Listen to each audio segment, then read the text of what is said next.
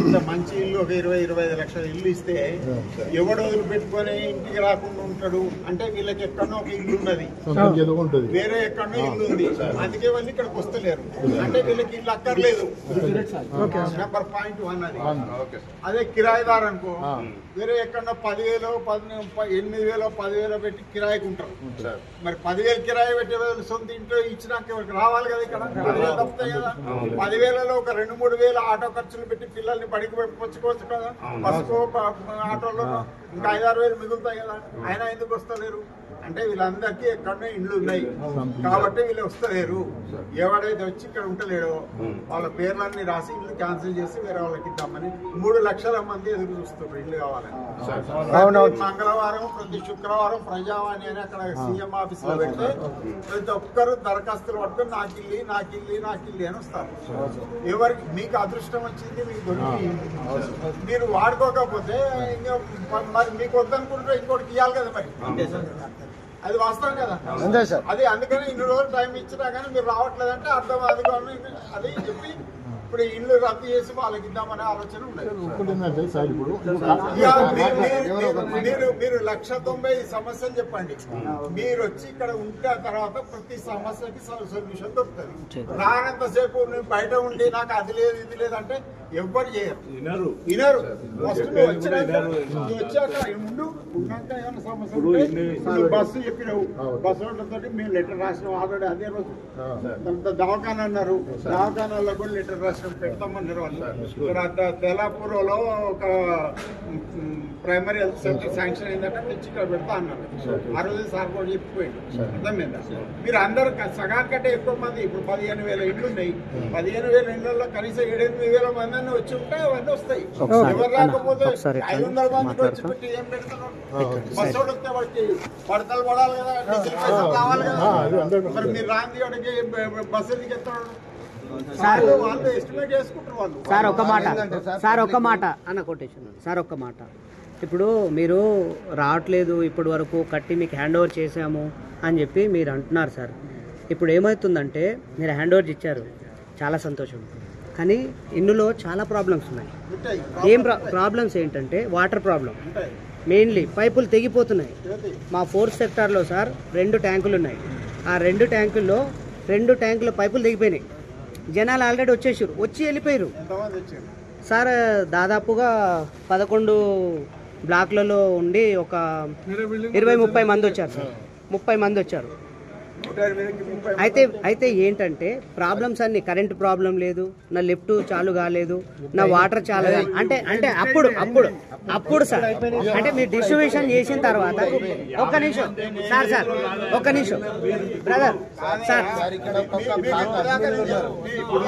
మీరు అందరూ గ్రూపులు అంటారు, మీరు వాళ్ళకు మోటివేట్ చేసి 10 రోజులలో వచ్చేటట్టు చేయాలి.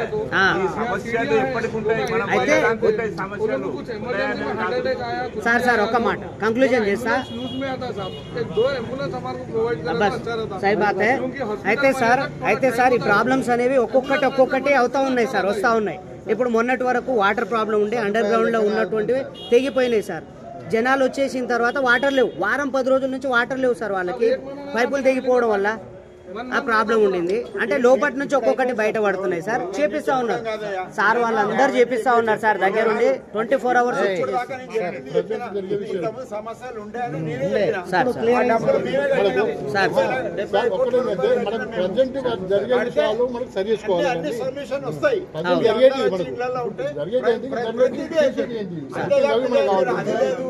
బంగారం పెట్టలేదు, నాకు వెండి పెట్టలేదు, ఇక్కడ ఇది పెట్టలేదు, అది పెట్టలేదు, కుదరదు. ఉండండి చాలు ఉంది, వాటర్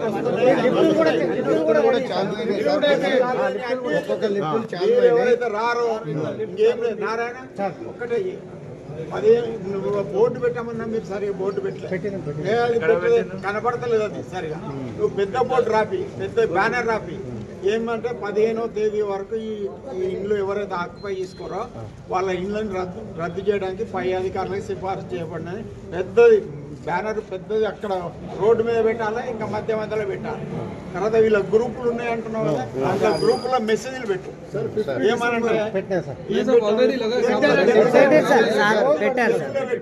తెలుగులో ఇంగ్లీష్లో రెండు పెట్టారు. నాకు వాట్సాప్ చేయి. సార్ డేట్ ఎంత?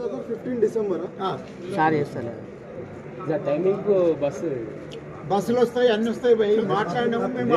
డిఓ లెటర్ రాసినాం పైన వాళ్ళు. డిఓ లెటర్ అంటే అది కంపల్సరీ చేయాల్సిన లెటర్ అన్నట్టు. అది పెద్ద ఆఫీసర్ రాసిన లెటర్. వాళ్ళు ఏమంటారు అంటే వాళ్ళ కంట్రోలర్ వచ్చిండట సార్ పెట్టారు నిన్న మెసేజ్ బస్సు గురించి చెప్తాను. వాళ్ళ కంట్రోలర్ వచ్చిండట, వచ్చి అసెస్మెంట్ చేసుకొని పోయిండట. ఒక్కండి నేను, మీరు 100 మంది మాట్లాడితే నేనేం సమాధానం సార్ ఆగమ్మా. ఆయన బస్సు గురించి అడిగింది చెప్తున్నా. మేము మా పెద్ద సార్ పెద్ద లెటర్ రాసాడు, రాస్తే వాళ్ళ కంట్రోలర్ వచ్చిండట ఇక్కడికి. వచ్చి మొత్తం తిరిగిపోయినట్ట మీకు తెలియకుండానే. తిరిగిపోతే మొత్తం సగం మంది కూడా లేరు సార్ అక్కడ. మేము బస్సు పెడితే బస్సు డీజిల్ ఖర్చు కూడా రాదు, అందరు వచ్చినాక పెడతామని చెప్పి. అందుకే నేను చెప్తుంది అది.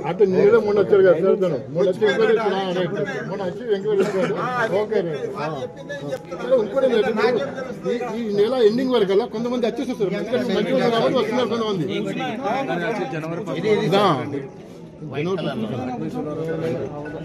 ఇంకోటి సార్, డిసెంబర్ 15 అంటే కొంచెం పొడిగిస్తే బాగుంటుంది సార్.